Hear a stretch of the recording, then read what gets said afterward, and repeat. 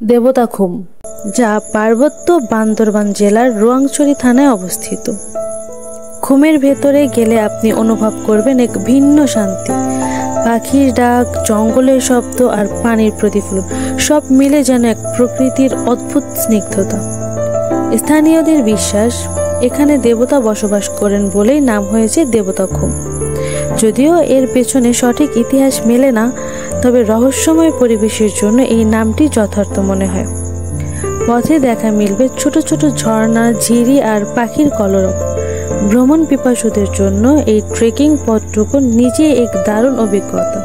তাহলে চলুন শুরু করি আমাদের আজকের অ্যাডভেঞ্চার ভ্রমণ যাত্রা। আমাদের আজকের ভ্রমণ যাত্রা শুরু করি ঢাকা সায়দাবাদ থেকে। আপনি চাইলেই ঢাকার যে কোনো জায়গা থেকে যেতে পারবেন বান্দরবান। আমরা টিকিট নিয়েছি ইউনিক পরিবহনের। ভাড়া নিয়েছে জনপ্রতি 900 টাকা করে। এখানে সেন্ট মার্টিন পরিবহন প্রতি 2 ঘন্টা পরে পরে ছেড়ে যায় বান্দরবান জেলার উদ্দেশ্যে। আমাদের বাসটি রাত 9টায় ছেড়ে যায় ঢাকা সায়দাবাদ থেকে এবং রাত 2টার সময় আমরা পৌঁছে যাই কুমিল্লায়। এখানে 30 মিনিট আমাদের যাত্রা বিরতি দেয়। ড্রিম হাউস রেস্তোরাঁয় খাওয়া দাওয়া করে আবার রওনা দেই বান্দরবানের উদ্দেশ্যে।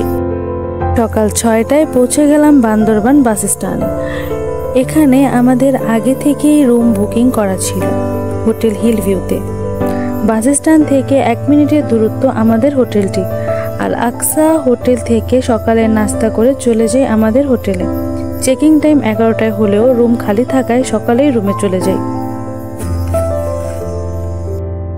রুম থেকে ফ্রেশ হয়ে সকাল 7টায় চলে আসি বান্দরবান বাস স্টেশন। এখান থেকে পুরো বান্দরবান ঘোরার জন্য গাড়ি পেয়ে যাবেন।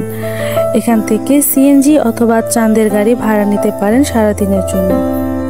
এখানে দেখতে পাচ্ছেন গাড়ি মালিক সমিতি একটি লিস্ট বানিয়ে রেখেছে কোন গাড়ির ভাড়া কত।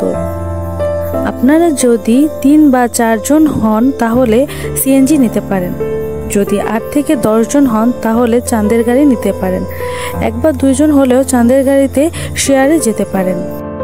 আমরা অন্যদের সাথে চাঁদের গাড়ি ভাড়া করি 4500 টাকা দিয়ে। পাহাড়ের আঁকাবাঁকা পথ দিয়ে এগিয়ে যাচ্ছি দেবতাখুমের উদ্দেশ্যে। এ যেন এক অন্যরকম অনুভূতি। চারিদিকের সৌন্দর্য সত্যি মন ছুঁয়ে যায়। কোথাও কোথাও লেখা ছিল, আমরা বাঙালি নই, আমরা বাংলাদেশি। কথাটা ছোট হলেও মানেটা কিন্তু অনেক বড়। পাহাড়ের সৌন্দর্য দেখতে দেখতে আমরা চলে আসলাম কচ্ছপতলী বাজারে। এখানে আমরা গাড়ির নম্বর এবং আমাদের সবার এনআইডি কার্ডের ফটোকপি নিয়ে এন্ট্রি করে নেয়। এখান থেকে মোবাইল রাখার জন্য ওয়াটারপ্রুফ কেচিং, প্লাস্টিক জুতা ও সাপোর্ট পাম্প কিনে নিয়েছি ট্রেকিং এর সুবিধার জন্য। আমরা এখানের কাজ সেরে বেরিয়ে পড়লাম। এখান থেকে আমরা একজন লোকাল গাইড নিয়েছি 1000 টাকা দিয়ে। লোকাল গাইড ছাড়া এখানে এন্ট্রি দিবে না। আপনাকে পথ চিনিয়ে নিয়ে যাওয়া, ভেলা ভাড়া বা নৌকা ভাড়া সবটা আপনার এই গাইড করে দিবে। কচ্ছপতলী থেকে 10 মিনিট আসার পরে আমাদের নামিয়ে দেওয়া হয়েছে। এখান থেকে আমাদের অ্যাডভেঞ্চার শুরু। পায়ে হেঁটেই পাড়ি দিতে হবে 3 কিলোমিটার পথ। এই 3 কিলোমিটারে পাড়ি দিতে হবে 2টি পাহাড়, 3-4টা জলধারা ও একটি আদিবাসীদের গ্রাম। পথে দেখা মেলে ছোট ছোট ঝর্ণা, ঝিরি আর পাখির কলরব। ভ্রমণ পিপাসুদের জন্য এই ট্রেকিং পথটুকু নিজেই এক দারুণ অভিজ্ঞতা। আমরা এখন আদিবাসীদের গ্রামের উপর দিয়ে যাচ্ছি। এই অনুভূতিটা সত্যি অসাধারণ। এখানের পরিবেশটা আমাদের পরিবেশ থেকে সম্পূর্ণ আলাদা। তাদের ব্যবহারও অনেক সুন্দর। এখানে অনেকেই পাহাড়ি ডাব, পেঁপে ও কলা বিক্রি করেই জীবনযাপন করে। প্রায় 2 ঘন্টা ট্রেকিং এর পরে আমরা পৌঁছে গেলাম দেবতাখুমের দ্বার প্রান্তে। এখানেই আমাদের নৌকা বা ভেলার জন্য সিরিয়াল লেখাতে হবে। পাশেই সুন্দর করে লেখা আছে আই লাভ দেবতাখুম। অনেকেই ছবি তুলছে। আপনি চাইলে এখানে কিছুক্ষণ রেস্ট করে নিতে পারেন বা কিছু খেতেও পারেন। এর সামনে আর দোকান পাওয়া যাবে না। এখান থেকে আমাদের আরো 40 মিনিট হেঁটে যেতে হবে দেবতাখুমের ভিতরে। এখানের পথগুলো ভেজা ও অনেক পিচ্ছিল। খুবই সাবধানে যেতে হবে এই পথ দিয়ে। যে কোনো সময় এই দুর্ঘটনা ঘটতে পারে। জলধারার মধ্যে পাথরগুলোতে শ্যাওলা থাকাতে এখানেও সাবধানে হাঁটতে হবে। এখানে দুর্ঘটনা ঘটলে অনেক ভোগান্তি পোহাতে হবে, কারণ এখানে গাড়ি চলা অসম্ভব এবং এটি নেটওয়ার্কের বাইরে, চাইলেই কারোর সাথে যোগাযোগ করতে পারবেন না। আমরা প্রায় 40 মিনিট ট্রেকিং করার পরে এই খুমের সামনে আসি। এখানে আমরা নৌকায় পার হব, সময় লাগে 2 থেকে 3 মিনিট। গাইস, ফাইনালি আমরা চলে আসছি আমাদের কাঙ্ক্ষিত সেই দেবতা খুমে, যাকে বলা হয় বাংলাদেশের স্বর্গরাজ্য। এখানে স্থানীয়দের ভাষায় বলে বাংলার দার্জিলিং। আমাদের সিরিয়াল নাম্বার 25, তাই মোটামুটি 2 ঘন্টা অপেক্ষা করতে হয়েছে এখানে। 2 ঘন্টা অপেক্ষা করার পরে আমাদের সিরিয়াল আসে। দেবতা খুমে প্রবেশের একমাত্র উপায় বাঁশের ভেলা বা ছোট ডিঙি নৌকা। সরু খালের মতো এই জলপথ দিয়ে যখন ভেলা ধীরে ধীরে ভেতরে প্রবেশ করে, তখন মনে হয় যেন এক অজানা রহস্যের রাজ্যে প্রবেশ করা হচ্ছে। চারপাশে শুধু উঁচু পাহাড়, মাথার উপরে আকাশ দেখা যায়। সামান্য ফাঁক দিয়ে আর পানির মধ্যে ভেসে চলা এই অভিজ্ঞতা সত্যি জীবনে একবার হলেও নেওয়ার মতো। আমি এটুকু বলতে পারি, এখানে একবার আসলে আপনার বারবার আসতে ইচ্ছে করবে।